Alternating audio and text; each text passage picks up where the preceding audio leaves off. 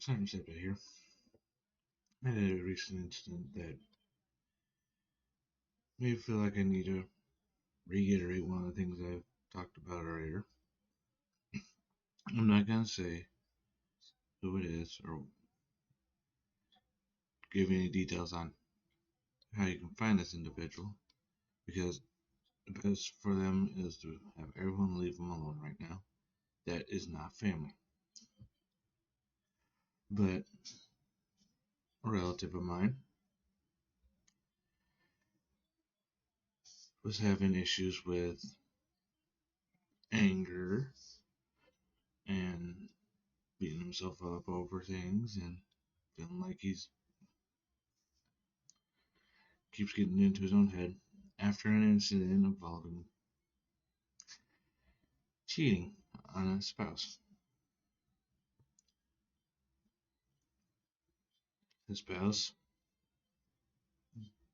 forgave him and don't go off on he should have left him or yada yada yada. It was a mistake. Everyone is prone to make mistakes, but she forgave him, and he's still getting himself over it and up over it, and he ended up doing something stupid last weekend, which would involve running off without any form, not letting anyone know where he's going or what he was doing, just left a note and left his phone. His spouse did the right thing in that instance, which was contact the police, file a missing persons report,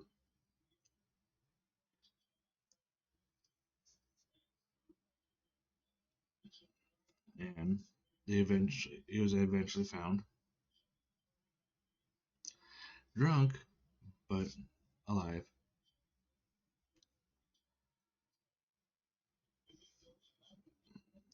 I suggested that he can come talk to me because I felt like he needed someone to talk to because he was beating himself up over the incident, and well, he did come to me. He was at, and it was a few days afterwards. I told him when he was ready, and he came. We talked. I mean, there was issues that he knows he needed dealt with, and he was he was still working in the same job with this individual, and that this individual had some kind of power over him that he cannot get past, no matter how hard he has tried. And he ran into her, and she said something that set him off in more of a rage than depression.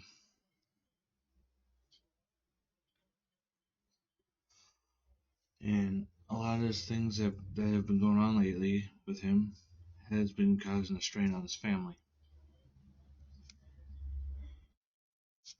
And being there for him, talking with him, trying to for things he could to help him try to to relieve these stressful issues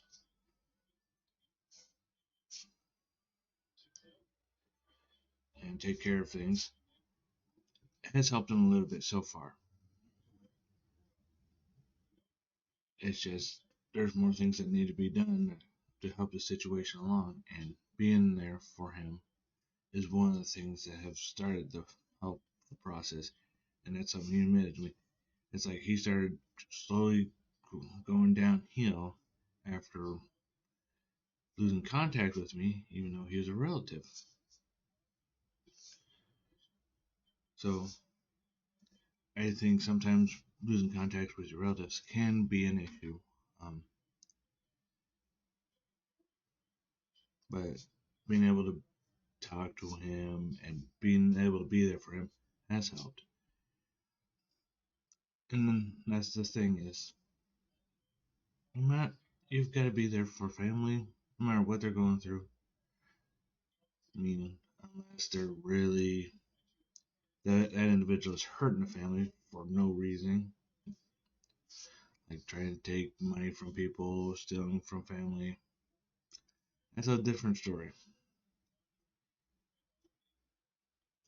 But sometimes family is hurting and they're needing someone who understands what they've been through because they've been there and seen what happened. Like my cousin, well, my family member, I should say, but what they've been through. That way you have an understanding, and they can. That way, you know, they they are able, you know what they've been through, and they can actually be able to tell you things without you being judgmental or not knowing what not knowing what happened. And that's sometimes something you also need to understand is if your spouse is not willing to talk to you about something, but will talk to a family member about it, do not pry into it because that can make things worse. Because you may not understand what they've been through, but a family member who's been around them a long time knows and has seen what they've been through will understand and can handle the situation in a better means than maybe what you would have done. So, and males, even some females, or whatever, it's not weakness to seek help or to talk to someone about your issues. Just understand that if, and those of you who are their spouse, just understand that it's not that they don't want to talk to you, it's more of they want someone who understands what they've been through when it comes to certain things. And I'll see you next time.